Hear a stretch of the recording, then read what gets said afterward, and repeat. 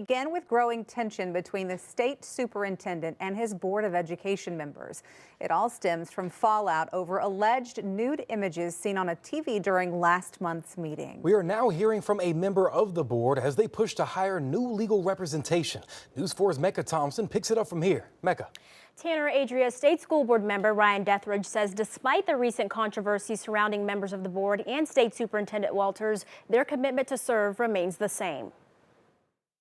State Board of Education members pressing for a special meeting to discuss hiring a new attorney after the previous one stepped down August 12th. They're going to set their own meeting because they have a right under law to do so. Monday, board member Ryan Dethridge sent a statement to News 4 about their desire to meet, saying as appointed members of the Oklahoma State Board of Education, we have accepted a solemn responsibility to serve the people of this state.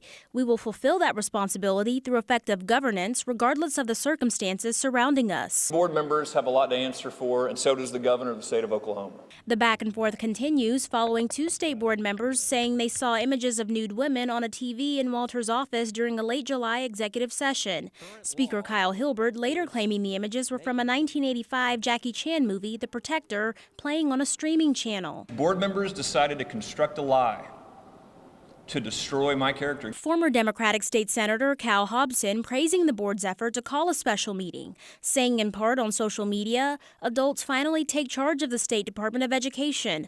The not-so-super superintendent has been put on notice that his child's play will no longer be tolerated. These four people just simply want to get on with the business of improving education for the schools in this state. Attorney Bob Burke, representing the board members, says they were planning to discuss the matter at the last Board of Education meeting that never happened. That meeting was mysteriously canceled.